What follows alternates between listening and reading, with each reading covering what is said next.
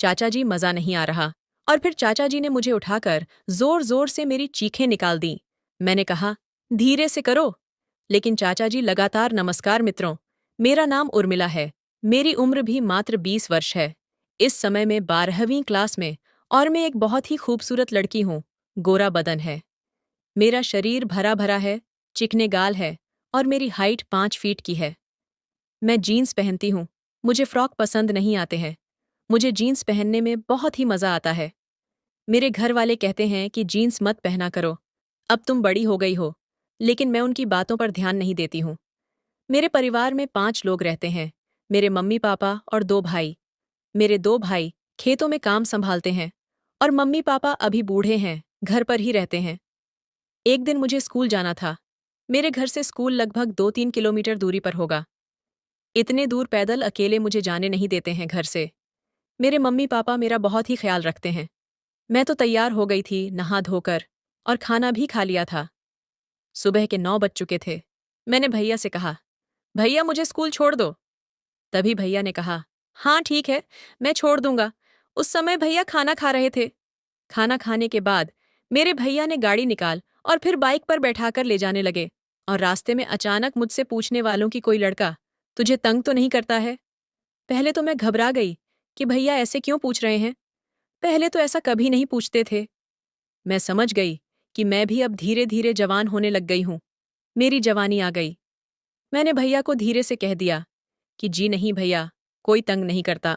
भैया ने मुझे कहा, चलो ठीक है। फिर और बातें करते करते मेरी स्कूल आ गई। भैया ने मुझे स्कूल में छोड़ दिया। उसके बाद वह वहां से चले आए। सारा दिन स्कूल में गुजर गया। जब शाम के 5 बज गए तो हमारी छुट्टी हो गई। मैं अपने रूम से निकलकर बाहर गेट पर आ गए और भैया को कॉल किया। मेरे बड़े भैया को लेने के लिए बुलाया। भैया लगभग 10 मिनट बाद मेरे पास आ गए मुझे लेने के लिए, और मैं घर पर चल दी। भैया ने रास्ते में कहा है कि तुम्हारे चाचा जी आए हुए हैं। मैंने भैया से पूछा कि चाचा जी इस वक्त कैसे, क्या आ गए? कोई काम था क्या, या फिर ऐसे ही मेहमान आए? तभी भैया ने मुझसे कहा, नहीं, उनका ट्रांसफ़र हमारे गांव में हो गया है, इसलिए वह हमारे घर पर आए हैं। 5 दिन यहीं पर रुकेंगे और फिर रूम पर रहेंगे अपने परिवार के साथ। मैं चाचा जी को बचपन में देखा था, जब मेरी उम्र 12 वर्ष की थी। उसके बाद मैं चाचा जी को कभी नहीं देखा, और अब तो चाचा जी टीचर बन गए। जब हम बातें करते करते घर पर, मुझे तो मेरे चाचा जी सामने ही कुर्सी पर बैठे हुए थे। मैं चाचा जी से बातें की और हाल चाल पूछ लिया। चाचा जी ने बहुत ही अच्छे से बातें की और मुझे कहने लगे, कौन सी क्लास में पढ़ती हो? मैंने कहा, चाचा जी अभी तो 12वीं पास करूंगी इस साल। चाचा जी ने कहा, ठीक है, बहुत ही बढ़िया है। उसके बाद मैं घर के अंदर चली गई, क्योंकि मुझे फ्रेश होना था। मैं अपने रूम में गई और कपड़े चेंज करने लगी। उसके बाद मैं नहाने चली गई। जब मैं नहाकर आए तो मैंने सोचा कि आज भी जीन्स ही पहन लूं, और मैंने जीन्स टी शर्ट पहन लिया। जब मैं जीन्स पहनती थी तो बहुत ही टाइट आता था जीन्स, क्योंकि मैं थोड़ी सी मोटी भी थी। जीन्स पहनने के बाद मुझे रील बनाने का मन किया। मैं छत पर गई और इंस्टाग्राम पर रील बनाने लगी, डांस वाली। मैं रील बना ही रही थी कि मेरे चाचा जी आ गए और कहने लगे, वाह, क्या मस्त डांस करती हो। डांस करते हुए बहुत ही प्यारी लगती हो। मैं चाचा जी को जैसे ही देखा, मैंने अपना डांस बंद कर दिया और शर्मा गई। चाचा जी ने कहा, शर्माओ मत, मैं कुछ नहीं करूंगा। और चाचा जी ने मेरे हाथ पकड़ लिए और कहा, एक सेल्फी हो जाए। मैं चाचा जी को मना नहीं कर पाई। चाचा जी ने अपने मोबाइल में सेल्फी ली मेरे साथ, वह भी मेरे से चिपक कर। उसके बाद मैं वहां से आ गई और अपने रूम में चली गई, क्योंकि मुझे खाने की तैयारी करनी थी। मैंने खाना बनाया, और मम्मी तो रोटी बना देती है। खाना बनाकर चाचा को खिलाया और हम सब ने खाया। उसके बाद मैं सोने के लिए रूम में चली गई। मेरे चाचा का रूम मेरे रूम के पास ही था। रात के करीब 10 बजे चुके थे। मैं बेड पर सोई हुई थी कि तभी मेरे चाचा जी खिड़की से मुझे देखते हैं। मैंने उनको देख लिया था और वह भी मुझे देख रहे थे। ऐसा लग रहा था वह मुझे अपनी प्यास बुझाने के लिए देख रहे हैं।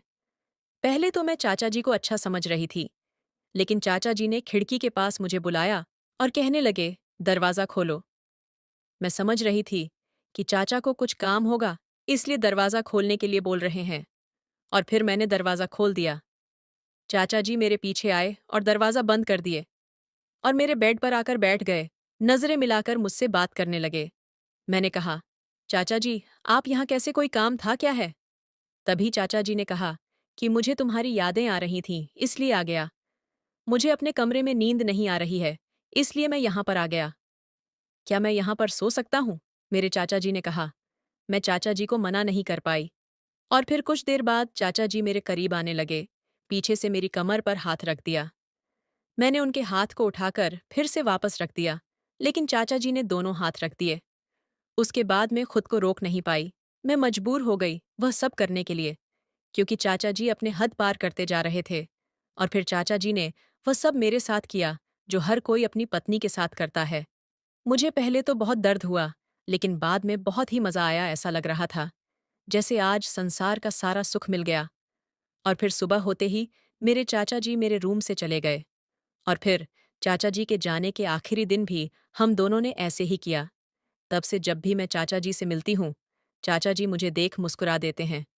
तो दोस्तों, ये थी हमारी कहानी। आपको वीडियो कैसा लगा?